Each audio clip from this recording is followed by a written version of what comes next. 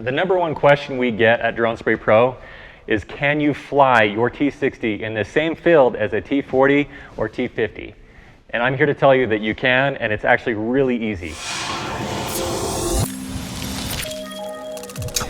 Okay, if this is your first time opening QGIS, there's going to be a few plugins that you're going to need. So you're going to go to Plugins, and you're going to go to Manage and Install Plugins.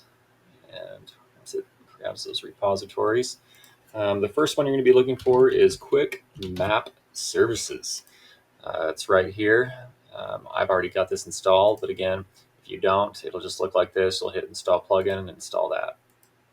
The next plugin that you'll get is geocoding. You'll do that the same way. Type in geocoding up here. And this is that plugin that you'll need. So once you have those plugins, first thing you'll do is go into Web, Quick Map Services. And there's one more thing that you might have to do. If you only see OSM and NASA in here, you're going to have to go down to Settings. And where this says More Services, you'll hit Get This Pack here. And so once you get that pack, you can save, and then you'll see, even if you go into Visibility, you'll have an array of these services to choose from. And so go to Web, Quick Map Services, Google Satellite. And so we finally have our image that we can work off of, and obviously it could be a little tricky to find that. And so in order to get to our location, we're going to use that geocoding plugin. So we'll go to geocoding here, and we're going to go to our farm in Rexburg, Idaho today. And it's going to drop a red circle. We're going to zoom in on that. And already things are looking a little familiar. All right, we have found our field.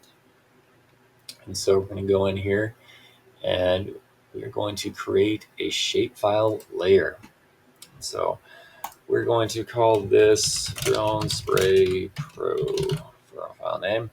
Geometry type, polygon.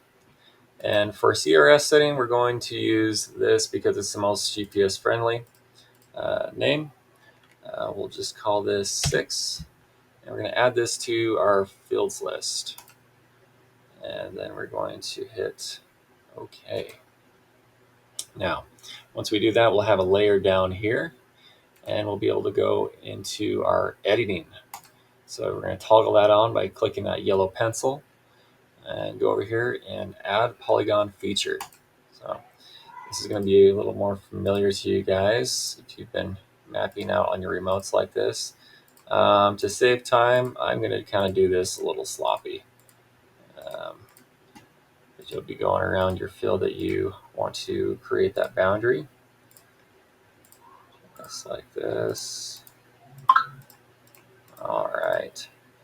Right click, and then we're going to give this an ID of 6, because that's what we're calling it. And then we're going to toggle off editing, and that's going to prompt us to save this. And yes, we are absolutely going to want to save this. And so now we are going to toggle back on our editing.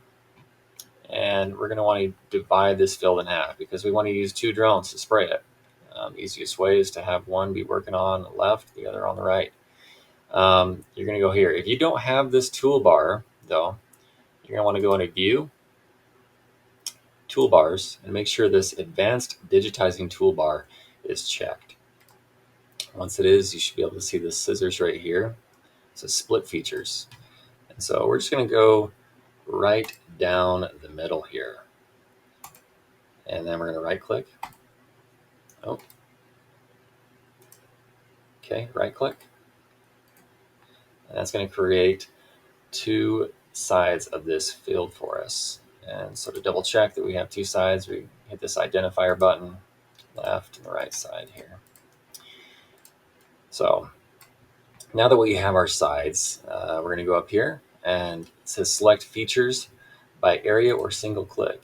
And so obviously you can select one side or the other, save the left or right side alone. Obviously, I think it's easier just to drag and drop, grab both. And then we're going to go and make sure that we go up here and save our project here. And so We're going to call this, we're just going to overwrite this again. Just call it 6. We've done this a couple times, as you can see. And now that we've done that, really all you need to do to import your shape file is pull it up here. It will automatically export that shape file into your My Documents directory. And this is my micro SD card. And so you're going to go to Agro. And again, if you don't have these directories and subdirectories, right click, click New Folder, and create them. And so you're going to go in and drag and drop those shape files right in here. And as you can see, we've already done that. And again, if you want to use a KML file, you're welcome to do that too by right clicking. Again, we've got both of those layers still selected. And go to Export, Save Feature As. File name, we'll call it 6. And even if we do save only selected features, we've still selected both, won't matter. We're going to hit OK, and then it's going to come up here and say that there's 2, and that's OK. We're going to add those layers, and that will export a KML file. As you can see, it did it right there to your My Documents folder as well. Now that we have our micro SD card inserted into the controller, we're going to hit Begin. I'm going to show you really quickly that we do not have any boundary around this field yet.